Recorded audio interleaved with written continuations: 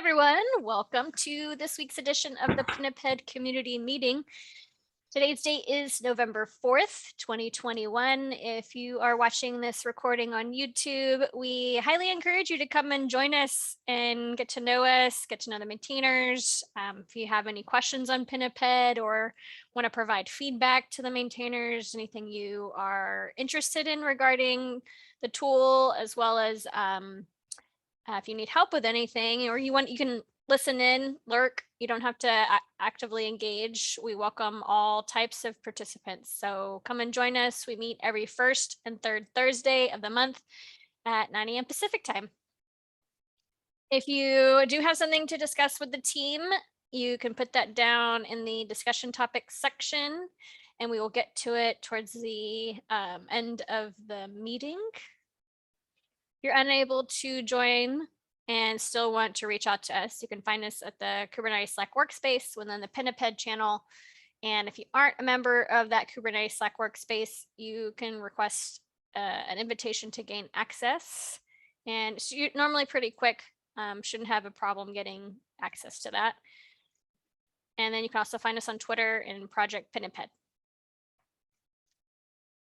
At any point when you're engaging with us or any members of the community, we ask that you please read and abide by our code of conduct.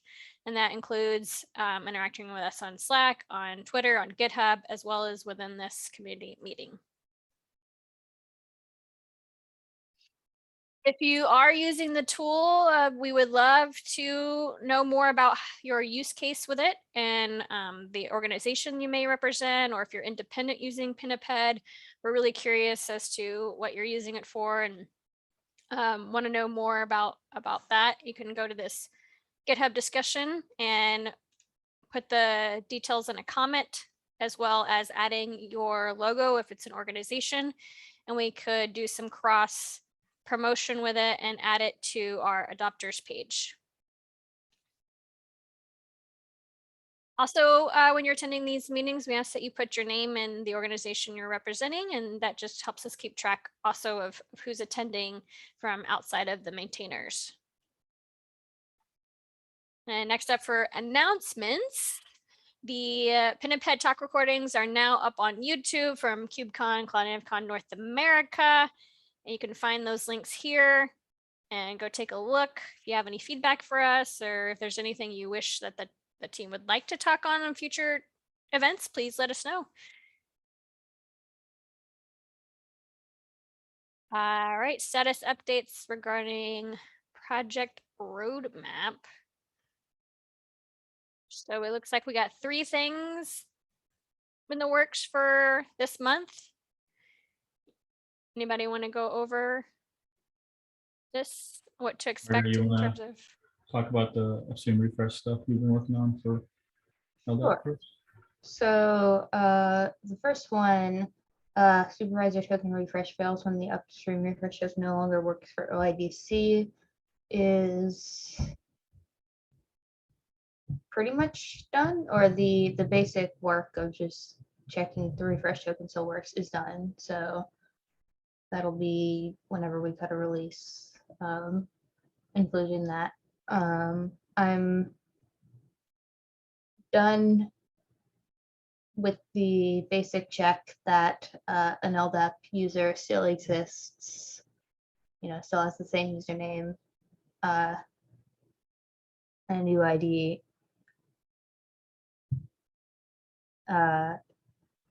When you refresh against the supervisor, still in code review, so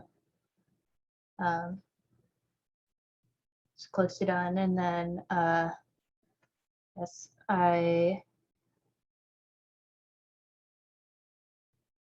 I'm still working on getting Active Directory upstream refresh working. So that would be, checking that specific Active Directory attributes, like has the password last set date and time, is that after the time when you logged in this morning, or not necessarily in the morning, but that's the example. if it's after you logged in, then your password's changed, and we should log you out so you can re-authenticate with your new password. Or is it a deactivated user? Because there's a specific attribute that we can check to figure that out. And so I figured out the integration test for for password last set. And so that was kind of tricky because previously our Active Directory test environment was read-only. And so in order to,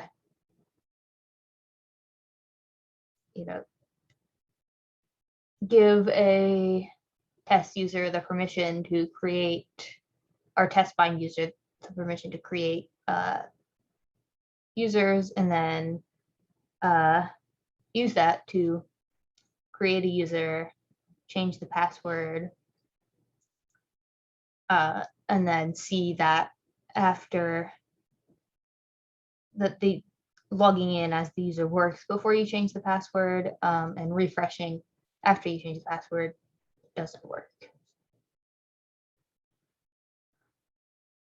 And I think that works, although, I mean, I haven't finished implementing the code that the test is testing. So we'll see if there was some weird bug in it.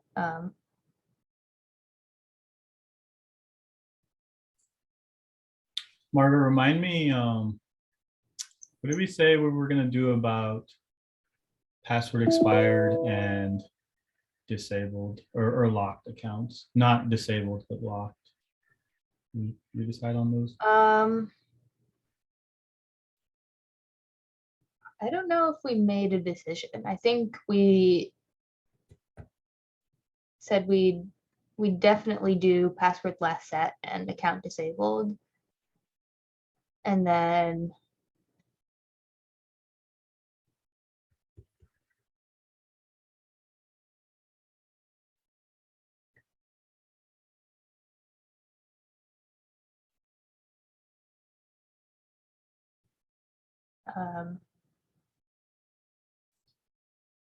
I don't know. I mean, I think the other ones are probably still useful, but not quite as high value. Like, at least the way it seems to me, like it's very high value to know that as soon as you deactivate a user account in Active Directory, the next time the user refreshes in 5 minutes, they will be logged out. Whereas like password expires only happens every few months, and it's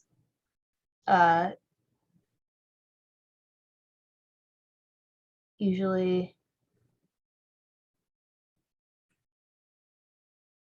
if the password has expired, they're going to change their password soon, and that would cover that. And if they don't change their password, it's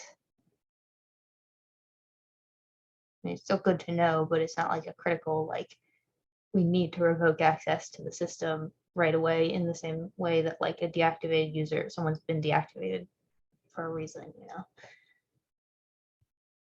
Yeah, I could buy that. We should probably write that down and make sure Anjali agrees when she's Yeah. back. That way, I mean, at some level, we have to document in our AD API what checks we do and what checks we don't do. Right.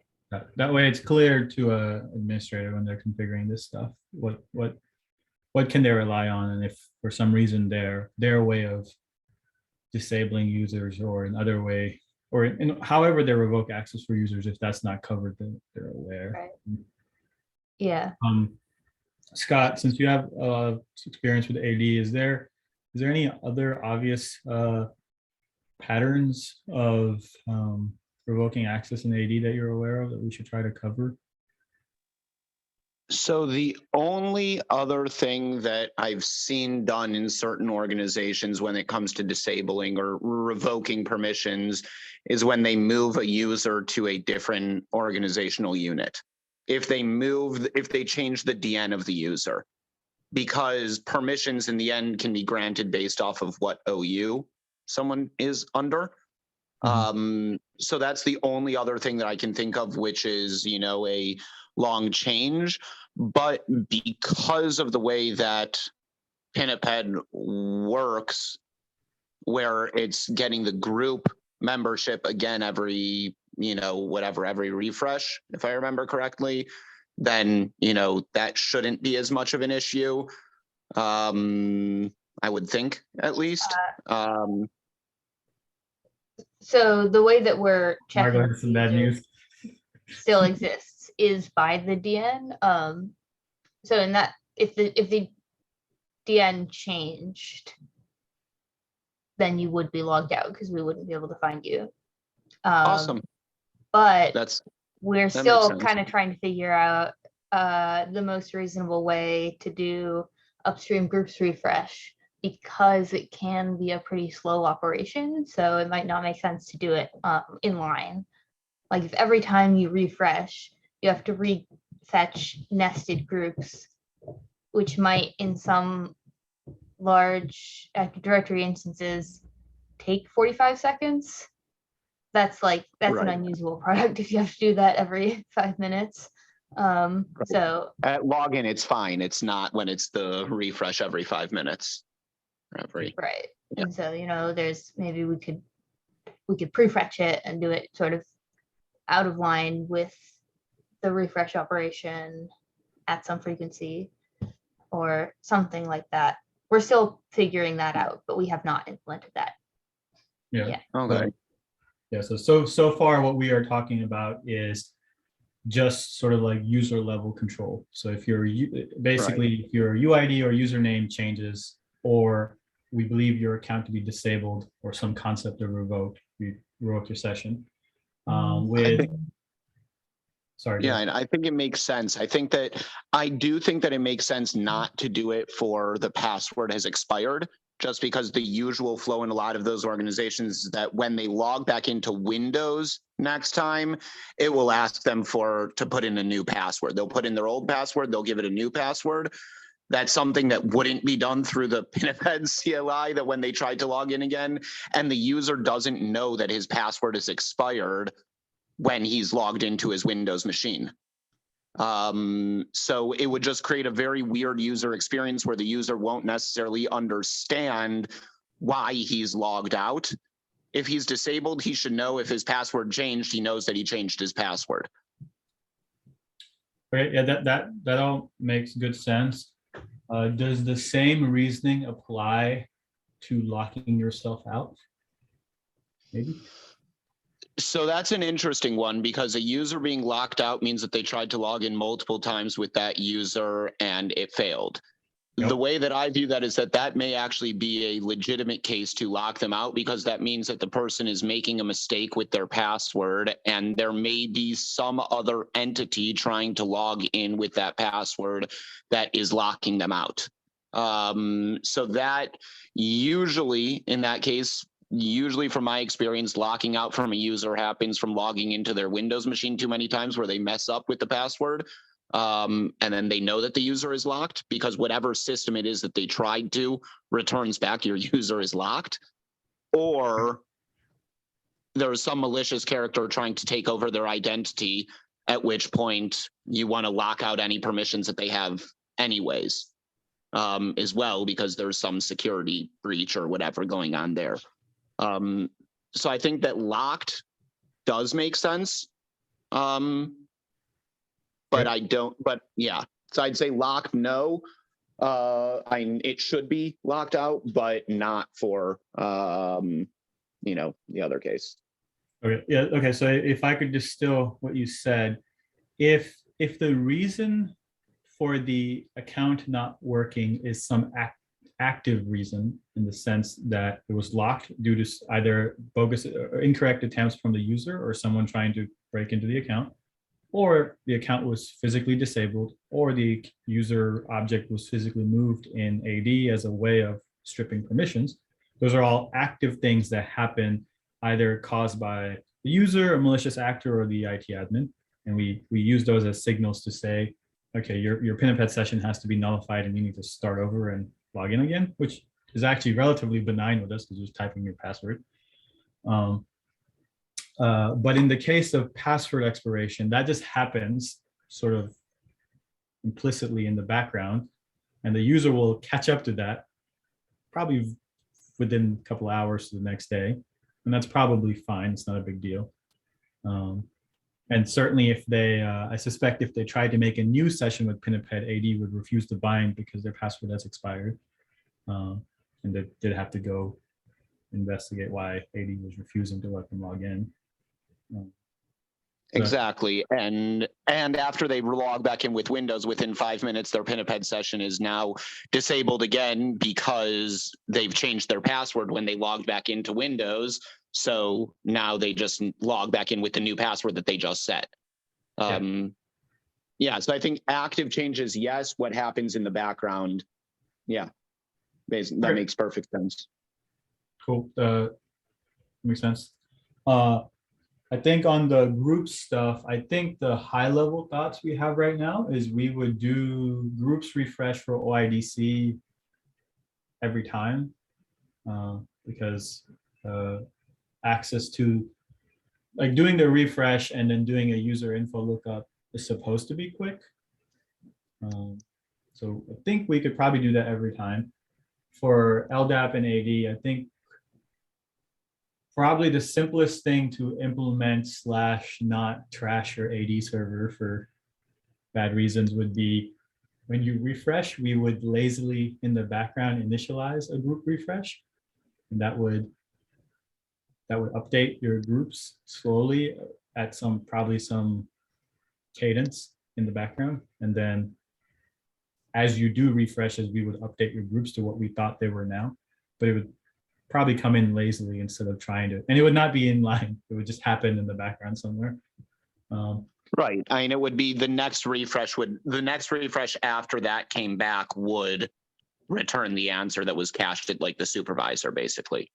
Yeah. So you would continue to get basically near instant refreshes, and your groups would refresh at some reasonable cadence, but not literally in line to your refreshes.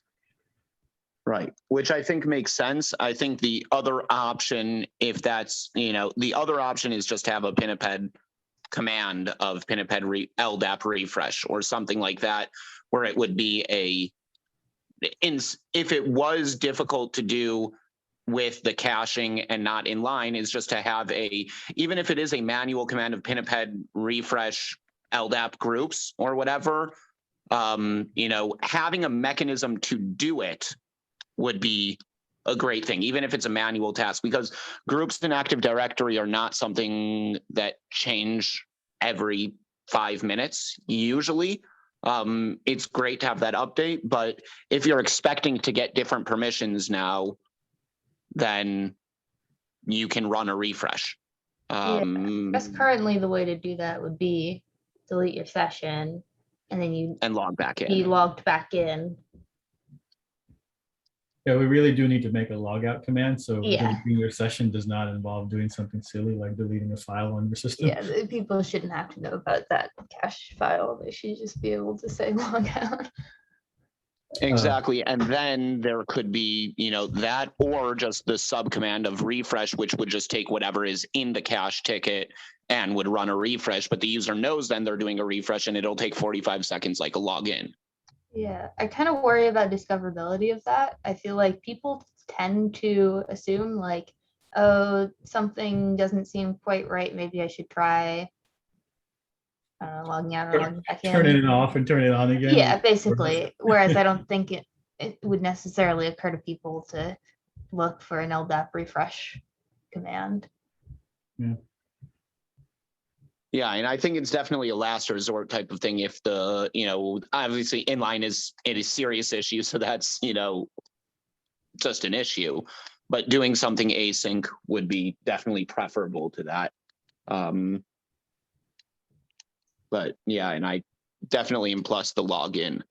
because I personally log in with multiple users sometimes. And if I'm doing a demo or testing or things like that, being able to log in with multiple users, or log out from a user, log in with my, different user is beneficial.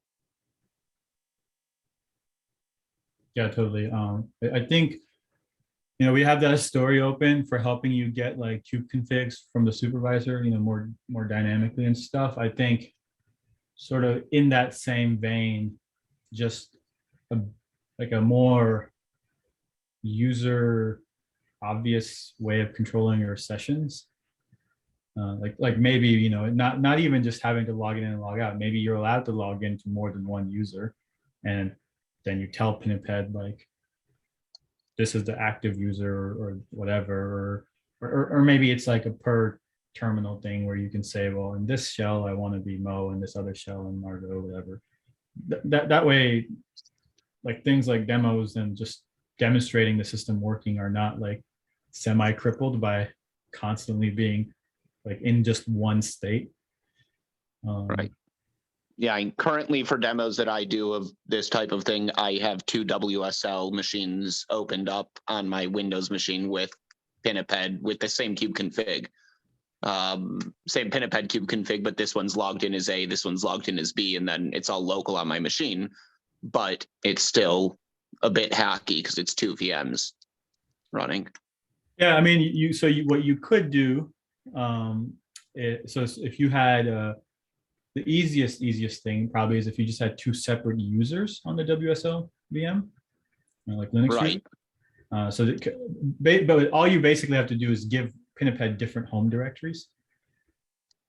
Which you could just set also, just even with the same user, you could set just in one of them an export of the XDG, whatever directory to be different. Yeah. I guess. Actually, I think we even have a explicit nbar that lets you control where our cache file is. So I think you could just set that one and just say, put the cache file here for this one, and put the cache file there for this other one. Right. And just export that in the terminal, and then you have 2 different sessions for the same user. Yeah. Okay. So yeah, that might be easier than multiple VMs, though. I mean, that will certainly work because that's literally 2 computers. Exactly. One other thing I wanted to mention on this is we realized one peculiarity of the way we implemented our YDC upstream refresh, which is we're hard requiring right now. So this isn't released yet, but we're in main, we're hard requiring that your upstream IDP give us a refresh token. This is generally fine, except if, for example, you use something like Dex, when you're pointing at an upstream IDP that's like SAML, Dex will refuse to give you a refresh token with the basis that SAML doesn't support the concept, so Dex will also not support the concept when configured in that way. Totally fine. After speaking with our PM and others, we've decided that that restriction is probably too harsh. So we'll basically, what our plan is, certainly encourage everyone to give us a refresh token if possible, but if you don't, we can fall back to basically, if the IDP gives us an access token that has some vagueness of long lived, so it's not like a 5 minute or an hour token, but it's like maybe 3 hours or something, and the IDP itself has, or the OIDC IDP has either like a user info endpoint or a token introspection endpoint. That's enough for us to probe the IDP with just your access token. So like, hey, does this token still work? Meaning, is the user backed by this token still functional? So we'll try to do that graceful fallback. So that way, if for some reason refresh tokens are not possible because they're optional in the OIDC spec, they're not a requirement. Then you still have a choice, because right now it would basically make something like using SAML through Dex with Pinniped impossible, which was not our intent. Our intent was not to. Our intent is to increase the default security posture of the product, but not to make it completely unusable in a class of scenarios that we know people use it in. No, for sure. I just implemented Pinniped, unfortunately, with Dex as a backend for Active Directory because this customer has no LDAP-S, and that's planned for another 6 months, and there is no ability to change their timeline of when they're going to implement LDAP-S or start TLS.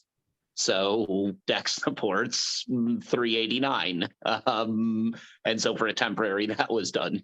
Which in that same train of thought, that's exactly the way I want people to think about Dex with Pinniped, which is that, you know, Pinniped is a much newer project with a much stronger set of hardened security opinions, but Dex allows you to degrade those in a graceful way without us having to expose all of those knobs. But also it does make it somewhat painful because now you have to deploy Dex. So we encourage you to do the right thing, but if you insist on doing the wrong thing, well, sure, you can. You still can.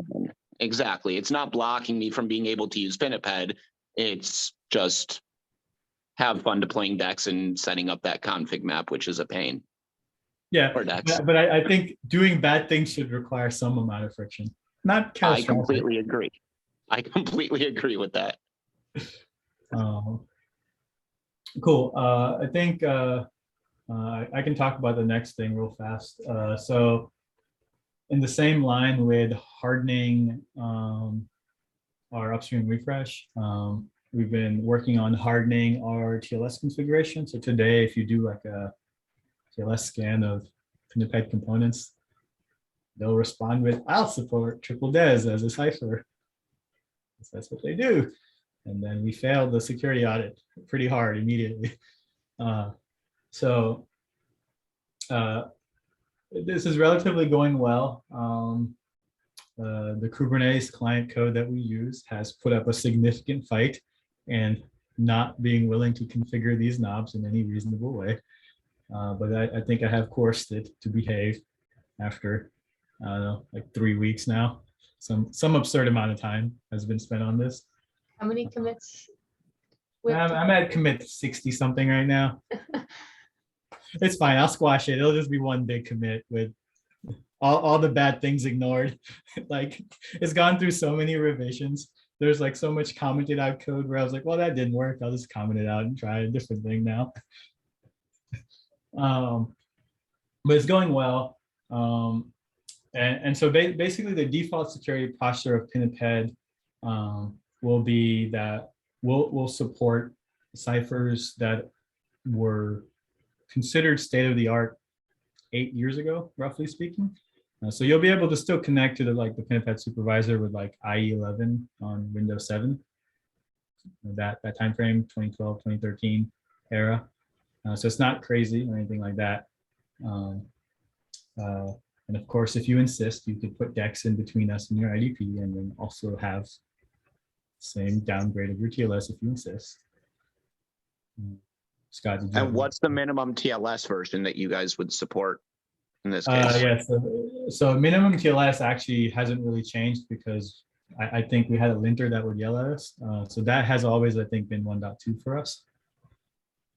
Okay, cool. So yeah, that and like the Kubernetes code base basically doesn't support anything lower than 1.2. It's just like hard coded with 1.2 in there and it's client config. Yeah, that's the general gist there. But of course, you have something like Dex if you insist on downgrading, because Dex is a modern Go stack, so it it can do all the ciphers that we want, and then it'll turn around and basically state no opinion about TLS to the thing it's connecting to. It's going to be your LDAP or your AD or whatever, and so so you have an out. It's not, but again, our default posture will be significantly increased. And also for components like the concierge that don't have a user-facing component, they sit inside the cluster behind the Kubernetes API server, and thus the only client that talks to them is our components and the Kubernetes API server, and that one will be much more strict because there's no reason not to, because the set of is very small. And also, you should never be directly talking to the concierge service. There's literally no need to do that. So yeah, so that's the general gist. And the reason I sort of took on this effort is because the next thing on the list is the FIPS work to get us in a state where you could have a FIPS build. To do that in a way that would be sane and easy to reason with, I had to go through the code base anyway and collect all the places where basically we make connections, either incoming or outgoing. And so yeah, this was sort of a precursor to get us in a good state. And also we were getting yelled at by customers for failing security scans. So that won't be the case anymore. And the idea would be to have a FIPS build and a non-FIPS build, basically. Yeah, so we don't plan on releasing FIPS artifacts ourselves, but we will provide you with a Docker file that if you built it yourself, would give you a FIPS binary. And also we plan on testing it in our CI to make sure it still works. We just don't plan on releasing like a binary that is FIPS because if you want FIPS, you need to either go through like an enterprise vendor or build it yourself. Like we, the open source project, don't want to try to support you being FIPSy. Yeah. But yeah, but we do want to enable users, either enterprises or open source users that have this requirement to do so easily and to know that it actually works because it passes RCI. Right. So you'll have testing that it works, but just won't release the artifacts and provide how to do it. If you want to build it yourself, or just go to VMware or some other vendor that packages Pinniped. Yeah, and to be fair, all it's going to require for you to get the artifacts is you'll run Docker build on the FIPS Docker file. That's it. It's very strict. Right. And usually a FIPS compliance is probably going to be air gapped and are probably going to be possibly building their own images or anyways pushing to their own registry. It's not that difficult to do a Docker build. Yeah. The set of requirements for FIPS customers tends to be very paranoid, which is totally fair. I totally expect that to be the case. But yeah, we just want to make it easy, and we want to give people confidence if they do that they're likely to get an artifact that at runtime will do something sane. Sounds good. Cool. I think that's about as far as we've gotten. I don't think that gives us till the end of the year, and then we'll figure out some stuff after that. Awesome. Thanks everyone for all of those updates and discussions. So I guess now we're moving on to the discussion topics that were pulled from Slack. Mo, would it be helpful for you to take over the screen? So there was, I don't need to because there wasn't really that much response on the Slack thread, but I can give some context. And maybe Margot can provide some history because I'm unfamiliar with exactly why this port exists. I've heard Ryan say it's for health checking, which is fine, I guess. But that doesn't explain the rest of the API surface being available on that port. Margot, do you happen to remember why we have this port? And if you don't, that's totally fine. I wasn't on paternity leave, so I don't know. I don't really remember much of the context.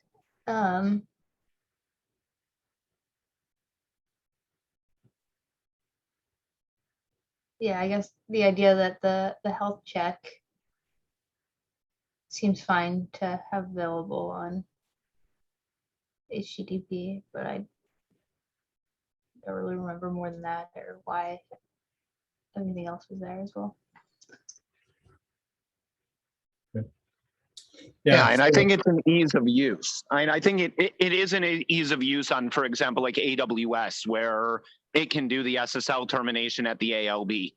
They would point above it. There's definitely an ease of use there, but it is a security posture issue of exposing HTTP that entire length. So it makes sense to get rid of it. I understand the logic behind it. A lot of projects have for things that terminate at the load balancer level.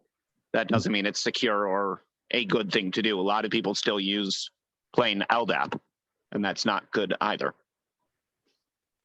Yeah, and I think you can maybe reason out of it for some simple web app or something. But if this is the app that is your trust anchor for your Kubernetes environment, probably not the threat model that you want to have. Like basically what it encourages is a threat model of everything outside the cluster is bad and everything inside the cluster is fine.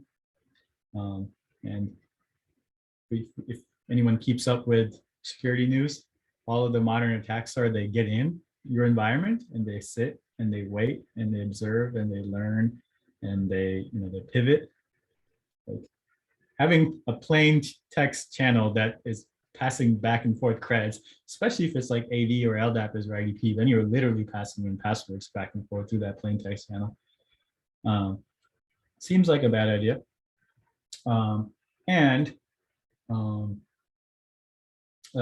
It's not that bad to configure re-encryption on the way in, right? Like I've checked at least Contour, and I'm sure Nginx stuff all definitely probably supports this. Just there, yes, you have to configure more things. You have to tell it to terminate the TLS at the ELB and then re-encrypt and send it back to the Pinniped endpoint and make sure Pinniped itself has a proper serving cert as far as the ELB is concerned and all that jazz. So yeah, it's totally more work. What concerns me is that it seems like, so I went and looked at the various open source folks that I'm aware of that use our stuff, and all of them, as far as I can tell, I'm not sure about the very last one, but the ones that have a blog post or they have integrated into their cloud product thing for the GitHub.io or the Undistro stuff that they have, all of them just hard code using the HTTP port, just blanketly. And I'm just like, no, like I get it if you're just getting started, it kind of makes sense. But once it's time to like write a blog post or push it into your core cloud project, you should probably just provision some certs. Also, things like Cert Manager can automate the bulk of this work. So yeah. Well, yeah, and that's what I was going to. Cert Manager here can be actually really helpful because you can use self-signed internally, because that's from the ingress controller to here. So that actually makes it really not difficult. I've yet to see clusters without Cert Manager these days. Everyone seems to install it for something that requires it. So having Cert Manager, even if it's nine, I think if that was documented in the Pinniped docs, how to do that with, for example, Ingress, Nginx, and Contour are the most common ones, or whatever it is, but just generate that cert, I think would be beneficial, possibly. And then anyone can do it themselves, though, however they want to. But suggesting at least possibly using Cert Manager there makes it easy. Yeah, that makes sense. Yeah. I think one of the things we had planned on doing as we worked on removing this is we would write the release blog post for whatever release includes this removal, and include in there like, all right, like you want to set up Pinniped. Here's a discrete example where we purposely go through the pain of doing this, and either through Cert Manager or maybe provisioning our own certs using like CFSSL or whatever, just to show that like here's a concrete example. And as you mentioned, Scott, internally you can use whatever CA you want, self-signed or not, totally fine. You don't have to go to some external PKI or anything like that. And also I'll probably push on this a little bit more upstream in Kubernetes. So I think I'd gotten a little insulated in OpenShift at Red Hat, where this problem didn't really exist because the default posture inside the cluster, even without Cert Manager, included a local service signer, and all you had to do was put an annotation on your service, and that would cause a secret to be created with a internal to the cluster CA. that signed it for you and gave you the secret, and you just mounted that in your pod and you were done. That's like all you had to do. And basically, because of the ease of that, that was like omnipresent. There was no reason not to re-encrypt your routes, ingress, whatever, at that point. And I do want to kind of push on this a little bit more in upstream, because I think that should be just the default posture in Kubernetes, that you don't need to install. To me, it's the same thing as the new PSP stuff. You shouldn't need to install something to have that default level of security. You shouldn't need cert manager or like gatekeeper or Caverno to get like that baseline. Sure, you want to enhance it, yeah, go crazy. Well, and it's also not breaking anything. It's just giving that capability of a simple annotation to do it. Yeah. And someone that doesn't want to do it just doesn't add the annotation. Yeah, it would totally be opt-in and in whatever way made sense. It just needs to be, as things are made easily available, people's manifests start to include the right settings sort of by default, but they have to be there kind of omnipresent for that to happen. So yeah, I think there's some good work to be done here. We can push on. In terms of the actual mechanics of the removal, I'm unclear on exactly how we should go about it. There was hesitation from I think Anjali and others that if we just flat out removed it, it would break people's stuff. And so maybe we would do a graceful removal, kind of Kubernetes style, where like there'd be a configuration that would start off when it's unset would mean yes, have the unsecured port, and then later would mean if you didn't set it, would mean don't have the insecure port, but you could still turn it on explicitly if you wanted to, and then later it would be gone and the port would be removed. So you would have some window to figure out what you wanted to do. I'm still debating in my mind if all that rollout is necessarily needed, but maybe it is. Certainly every example I've seen externally seems to be everyone wants to just use the insecure port. I think another option, and this just happened in one of the Carvel tools. I think it was Kbuild, where they changed the Go package from the old Kate 14s to Carvel, and in that they released 2 releases. I think that they released 2, one right after the other. One without this change, which is a serious breaking change for these open source users right now, versus because they had additional features coming in as well. I think having this in its own release come even right after, if it was planned to be with other features, having this in its own release immediately after makes sense, because it gives enough time until the next release for anyone to make the change, or they stay on the newly released features that came out of Pinniped that you don't want to take away from them and just stay on that release for the meantime. But having 2 releases, one after the other, is a easy way of giving features and at the same point not locking them out, unless this was worked in its own cycle, and then that's easy if there aren't any other changes in that release. But I think a breaking change like this should be in its own release, possibly just because it is such a breaking change for open source tools that are utilizing Pinniped right now. That makes sense. Yeah. So even if we did sort of just arbitrarily make the change at some point, we would make it so it only existed, like, so say we released say we started this work right now and it was going to go into 0.13, the next release, we would actually not merge this change, merge all the stuff we just talked about in the roadmap first, release 13, and then immediately release 14, and say that 13 had all those cool features that everyone wants for all these hardenings with your upstream IDPs.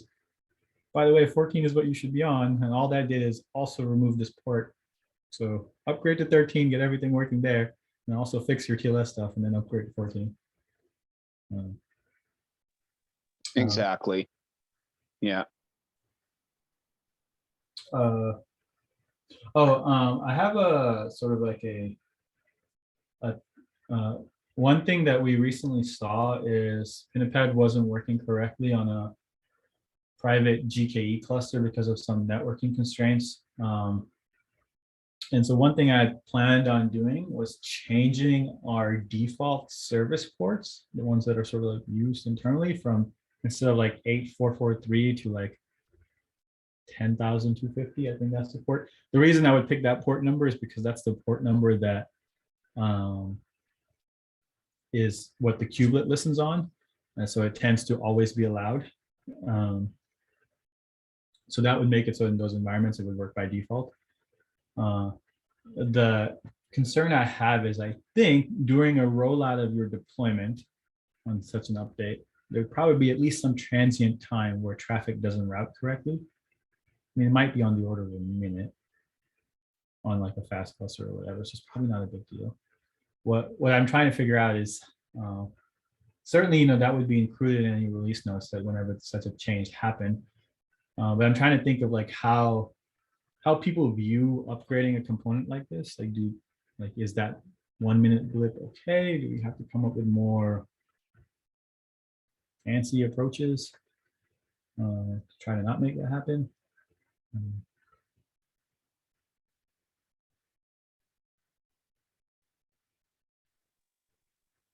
I think 1 minute is okay as long as it's noted in the release notes from my side at least. And it's less than a minute usually changing a port in a fast cluster. Yeah. In slow clusters, it'll take some time. In fast clusters, it'll be almost instantaneous, the change there, depending on what CNI you have in terms of the routing. If it's Cilium and you're not using kubeproxy, it's a matter of you made the change and it just works, basically, even in large clusters. But I think that would be fine. The one thing that I wonder is if there are people creating a bunch of network policies in whatever that could get messed up by this port being changed. Yeah, that's fair. I mean, I guess at a higher level, I guess the question would be, is the arbitrary port that we picked like part of our public API, or is it like something you shouldn't depend on as like part of your network? I guess I don't know if you have a choice. If you actually don't remember how network policies are configured. You can do them at the service level, right? You don't have to do it just pure ports. I thought it was at the ports. I have not touched the network policy in like 2 years now. So like I don't remember. I just don't remember what the API lets you express. And they've changed a lot recently with adding, but it is ports, I believe. Because they just added like port ranges and all of that into there instead of just single ports. I think it is by port only. Well, I suppose if it's included in the release note and you know what the old port is and what the new port is, you could update your network policy first to allow either one. Exactly, and then remove the old port afterwards. Yeah. And also this would be configurable via YTT. Can the port be changed, or is that hard-coded? It's hard-coded today. There's no config for any of those ports. They're just static. We have to figure, so there is at least some desire to have those ports be configurable. I don't know if I want to put them in the YTT, because the use case I've seen so far for making the ports configurable is I am running Pinniped on a cluster with no CNI. So I need to set the pods to host network. And I was like, that sounds awful. Why would you do that? But okay. Yeah. So yeah, the stuff I want to see in YTT is the stuff I expect people to change, not the stuff that like someone wants to hack on. Like, use your own. Well, no, but in terms of hard-coded, it's not hard-coded in the code. It's hard-coded in the manifest, correct? Oh, no, it's hard-coded in the code. Okay. Because if there wasn't a YTT value but wasn't hard-coded in the code, someone could write an overlay to change it. Yeah. Yeah, so that I think I'm okay with, that level of flexibility. I Right, just because don't want that to. still gives someone that workaround without you exposing that to anyone that looks at your YTT templates, or more things you need to test in CI to make sure that YTT is actually working correctly and that the knobs actually work. Yeah, exactly. It's like an escape hatch that I'm like, if you want to do it, go do it. Not my fault if you break it. Um, yeah, to me, it's just a very low level advanced use case. And if you're in that network environment, you know that. Like, you put yourself Right. there. And you already have to do overlays to change our manifests to be like host network true, because they're not. Why would they? Right. So I think we're about out of time. Thank you, Scott, for attending. I know it's very late for you. And thank you for the good discussion. Very helpful as always. Yeah, it's actually good because our clocks changed already, so it's actually a good hour this week. What time is it? Until Like you 9 guys p.m. change or something? clocks. What? Is it like 9 p.m. your time or something? No, it's 7 now. It's usually 8, Okay. but I'm only 6 hours difference from Eastern Standard Time now. For Only a week. 6. Cool. Exactly. It's messed up because all of the Kubernetes invitations and all of the calendar invites still show an hour late in my calendar, and nothing syncs correctly in terms of invites, and it's terrible. But yeah, it'll change in a week when you guys change. Time is so bad. Yeah, why can't we just stick with one? Yeah, Never everyone's on change. UTC. You just have to remember when morning starts for your UTC and when ends. Exactly. He works from 10 p.m. until whatever UTC. Hey, well, thanks everyone for some really great discussion for this meeting. If you're watching from home and you have feedback that you wish to share on what was discussed today, please come find us on the Kubernetes Slack workspace in the Pinniped channel. We would love to hear from you. And we also welcome you to come and join us for the next community meeting, which will be in 2 weeks from now. We meet every first and third Thursday of the month at 9 a.m. Pacific time. So until then, thank you. Bye. Bye.